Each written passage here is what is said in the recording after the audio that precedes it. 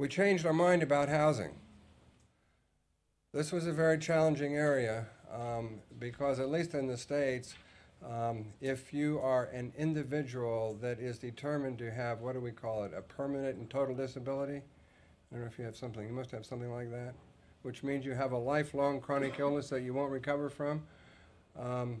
Then there are certain entitlements that go along with that. Financial support, right, housing support, and this is good. People need that. But if we're really going to embrace the idea of recovery, they don't need it forever. So it's a temporary situation of support to get somebody to a point where they can take it on themselves. So when I was approached by our funder, who said, Gene, this peer support stuff is really, really fabulous, and we can't believe it. It's really wonderful. It's making such a difference.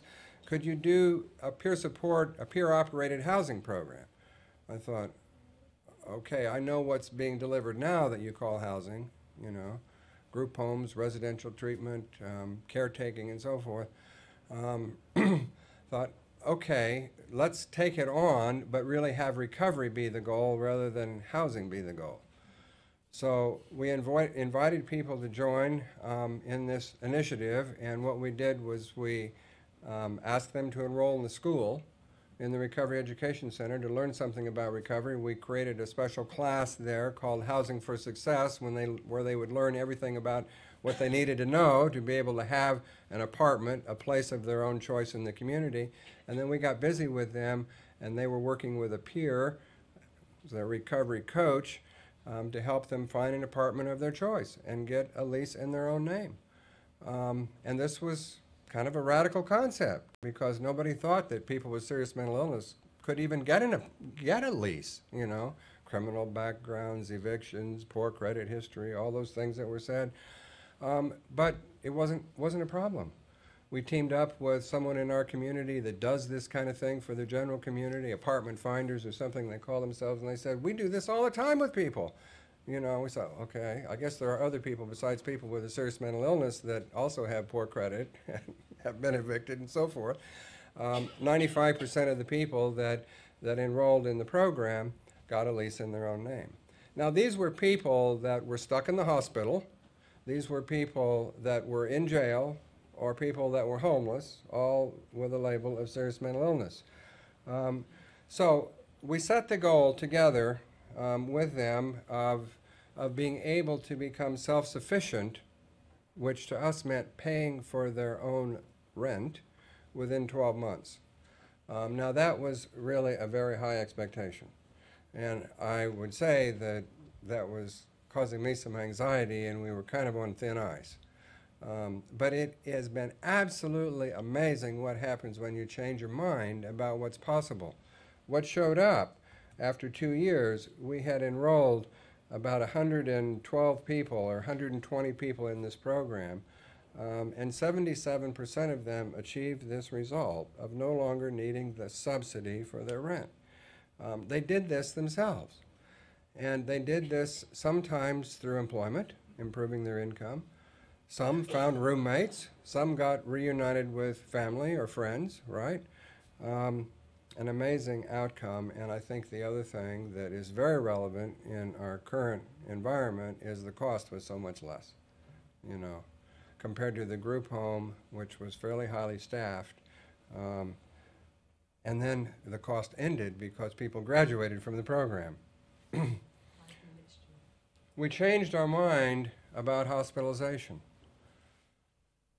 Listening to people who said that was not a place where I got well. In fact, the word hospitalization is the same root, has the same root, I understand, as hospitality, which means something like a loving blessing. So we began to wonder, can we create a loving blessing instead of a hospital? And so we had an opportunity to create something we called the living room.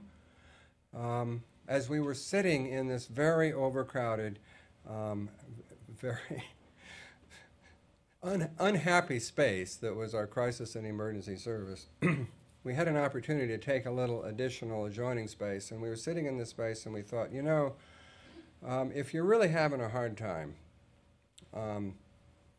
you need a place where you're going to feel comfortable, right? You need a place where you would choose to go to. You know, most of us have places like that when we're getting a little crispy, a little ragged, you know.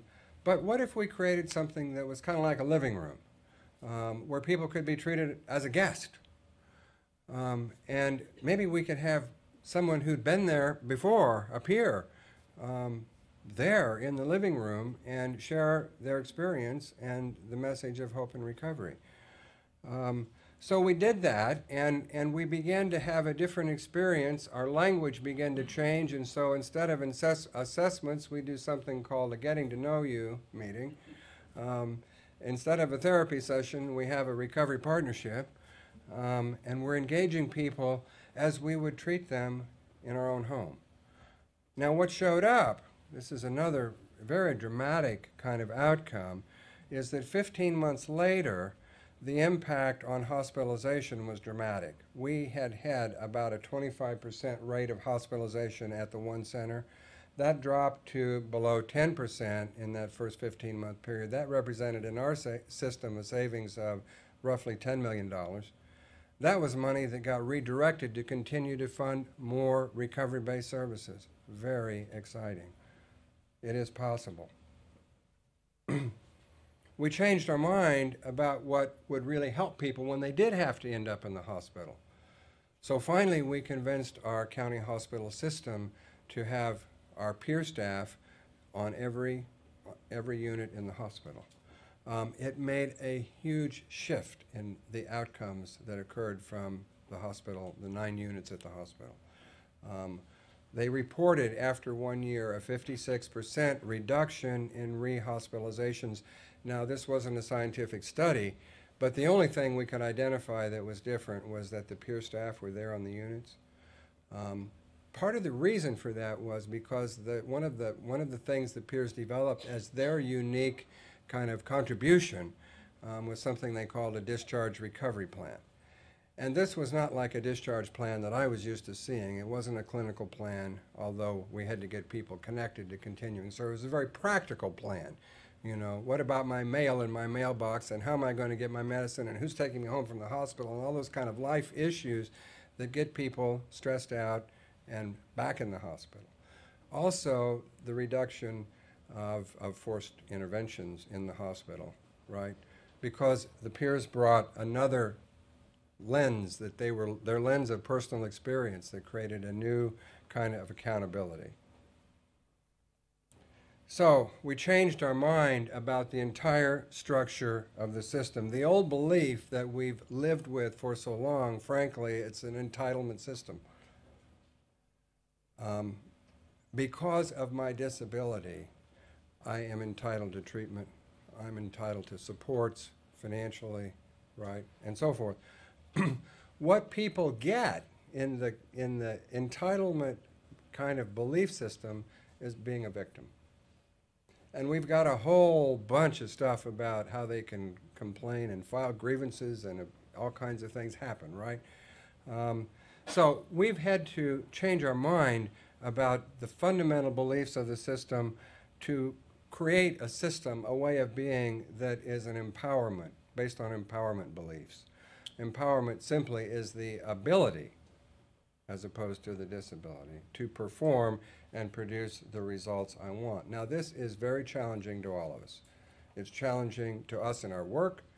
It's challenging to our employees. It's challenging to those people that we serve. To take it on and be accountable for producing the results I want in my life. But we discover a sense of enlightenment when we do that, is that I can. My gifts, my strengths, my possibilities, right? We can take on our life if it's in our work, if it's in our system, or if it's in our health care. The more personal responsibility, the more accountability I take on, the less of a victim I'm going to be. Now, I put these 2 slides up here as a bit of a challenge, if you will, because personal responsibility simply, to me, is a willingness to be the source of the results I want, the results that show in my life. Personal accountability is the willingness to own those results. It's mine. I did it. It was a mess. I own it. I learned from it, hopefully. Or isn't it great? Celebrate it with me. In these hard times, in these tough times, economically, financially, funding-wise, we have to take it on. We really do. It's up to us. We have to take responsibility for creating the future. We have to be accountable for producing the results that we want to see show up, instead of being victimized by what's happening. It's up to us.